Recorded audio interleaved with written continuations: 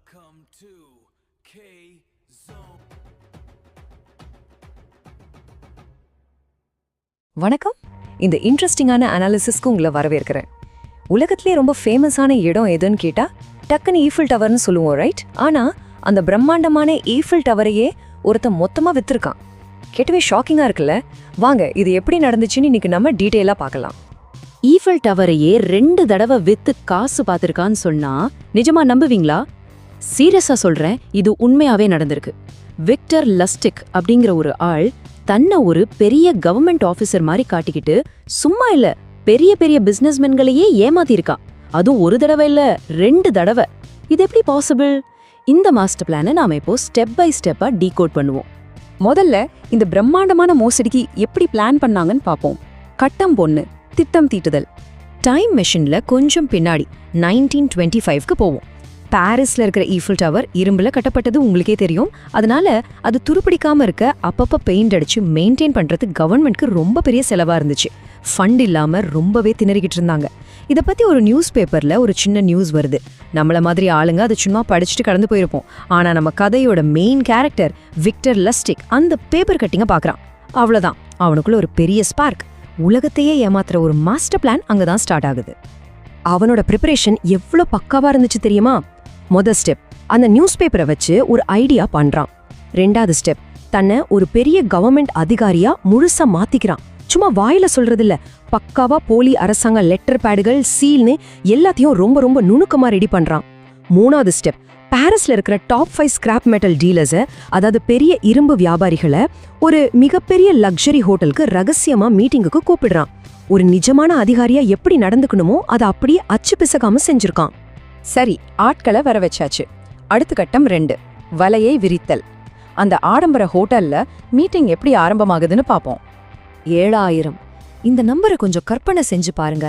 Victor அந்த வியாபாரிகள் கிட்ட ரொம்ப சீரியஸா ஒரு விஷயத்த சொல்றான். அரசாங்கத்தால இனி ஈஃபில் டவரை பராமரிக்கவே முடியாது, அதனால இந்த 7000 டன் இரும்பையும் மொத்தமா இடிச்சு ஸ்கிராப்பா விற்க போறோம். ஆனா இது மக்களுக்கு தெரிஞ்சா பெரிய கலவரம் வெடிக்கும், அதனாலதான் ரொம்ப சீக்கிரட்டா இந்த டெண்டரை விடுறோம் அப்படின்னு சற்றும் யோசிக்காம ஒரு மிகப்பெரிய பொய் அடிச்சு விடுறோம். அந்த மீட்டிங்கோட வைப், விக்டரோட அந்த ரகசியமான பேச்சு, அதுக்கு மேல இந்த 7000 டன் இரும்புங்கிற பிரம்மாண்டம் எல்லாமே சேர்ந்து அந்த பொய்ய 100% உண்மையா மாத்திடுச்சு.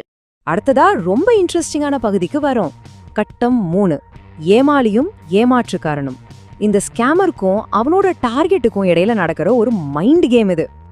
ஒரு பக்கம் நம்ம விக்டர் ரொம்ப கூலான ஓவர் கான்ஃபிடன்ஸ் இருக்கிற ஒரு தந்திரமான போலி அதிகாரி. இன்னொரு பக்கம் ஆண்ட்ரே பாய்சன். இவர் ஒரு ஆர்வமான வியாபாரி, எப்படியாவது வாழ்க்கையில ஒரு பெரிய பிசினஸ் பிரேக் கிடைக்காதான்னு ரொம்ப நாளா காத்துக்கிட்டு இருந்தவர். விக்டரோட அந்த தந்திரமான மூளையும் பாய்ஸனோட அந்த அவசரமும் கரெக்டா மேட்ச் ஆகுது. பாய்ஸனுக்கு இது ஒரு லைஃப் சேஞ்சிங் டீல் மாதிரி தெரிஞ்சது. இந்த இடத்துல தான் ஒரு செம்ம சுவாரஸ்யமான விஷயம் நடக்குது.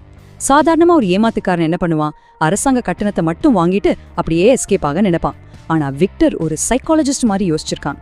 விக்டர் பாய்சன் கிட்ட மெதுவா, எனக்கு கொஞ்சம் பர்சனலா லஞ்சம் கொடுத்தீங்கன்னா இந்த கான்ட்ராக்டை உங்களுக்கே கன்ஃபார்ம் பண்ணிடுறேன் அப்படின்னு கேக்குறான். இது எவ்வளோ பெரிய உளவியல் தந்திரம் பாத்தீங்களா? ஒரு கவர்மெண்ட் அதிகாரி தன்னிடம் ரகசியமா லஞ்சம் கேட்கறான் அப்படிங்கிற அந்த ஒரு விஷயமே, ஓகே இது கண்டிப்பா ஒரு உண்மையான கவர்மெண்ட் டீல் தான் அப்படின்னு பாய்சனை முழுசா நம்ப வச்சிடுச்சு. ஊழல் கலந்த லஞ்சம், இதுதான் அந்த மோசடியை நம்ப வைக்க விக்டர் யூஸ் பண்ண மாஸ்டர் கீ. இப்போ கதையோட உச்சகட்டத்துக்கு வந்துட்டோம்.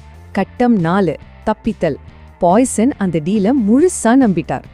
டவரோட ரேட்டு, அது கூடவே விக்டருக்கான தனிப்பட்ட லஞ்சம் எல்லாத்தையும் சேர்த்து ஒரு பெரிய தொகையை ஒரு சூட்கேஸ்ல வச்சு விக்டர் கிட்ட பாய்சன் கொடுக்கறார். சூட்கேஸ் கைக்கு வந்த அடுத்த செகண்ட் விக்டர் என்ன பண்ணா தெரியுமா? அப்படியே எஸ்கேப்.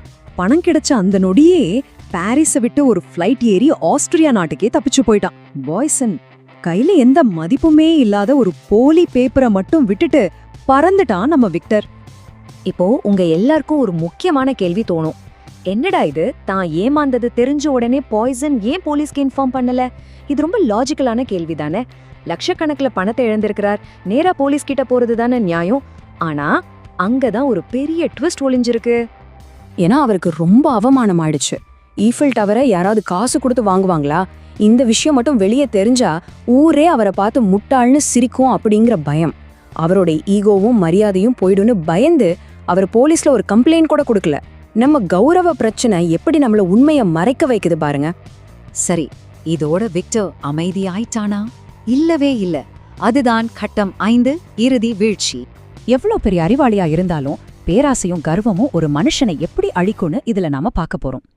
போலீஸ்ல யாரும் புகார் கொடுக்கலன்னு தெரிஞ்சதும் விக்டருக்கு தலக்கணம் அதிகமாயிடுச்சு. சில மாசங்கள் கழிச்சு மறுபடியும் பாரிஸுக்கே வரான். அதே ஈஃபில் டவர் நாடகத்தை வேற ஒரு செட் வியாபாரிகள் கிட்ட ட்ரை பண்றான். ஆனா இந்த முறை லக் அவனுக்கு ஃபேவரா இல்ல. சில நாட்கள்லயே அந்த புது வியாபாரிகள் உஷாராகி போலீஸ்க்கு விஷயத்தை லீக் பண்ணிட்டாங்க. உடனே தேடுதல் வேட்டை ஆரம்பமாகுது. தப்பிச்ச ஓடுனவ பல வருஷங்கள் கழிச்சு அமெரிக்கால போலீஸ்ல மாட்டிக்கிறான். அவனோட அந்த மோசடி பயணம் கடைசில உலக புகழ்பெற்ற தப்பிக்கவே முடியாத ஆல்கட்ராஸ் ஜெயில்ல முடிவுக்கு வருது. அங்கேயே அவன் நோய்வாய்ப்பட்டு இறந்து போறான். இப்போ கடைசியா ஒரு விஷயத்த நாம கொஞ்சம் ஆழமா யோசிச்சு பார்க்கணும். 1925லயே ஒரு ஏமாற்றுக்காரனால ஈஃபில் டவரே விற்க முடிஞ்சதுன்னா, இந்த மாடர்ன் டிஜிட்டல் உலகத்துல வேற என்னென்ன சாத்தியமில்லாத விஷயங்கள்லாம் நம்மள நம்ப வச்சு விற்கப்படுது. நாமும் ஏதோ ஒரு வகையில இந்த மாதிரி மாடர்ன் விக்டர் லஸ்டீட்டு கிட்ட ஏமாந்துகிட்டு இருக்கோமா? ஒருத்தரை நம்ப வைக்கிற சைக்காலஜி எப்படி வேலை செய்யுதுன்னு இந்த ஒரு அனாலிசிஸ் நமக்கு ரொம்ப தெளிவா விளக்குது. அடுத்த முறை ஒரு too good to be true ஆஃபரை பார்க்கும்போது கொஞ்சம் உஷாரா இருங்க. இந்த அனாலிசிஸ் உங்களுக்கு ரொம்பவே சுவாரஸ்யமா இருந்திருக்கும்னு நம்புறேன். மீண்டும் ஒரு சூப்பரான டாபிக்கோட உங்களை சந்திக்கிறேன்.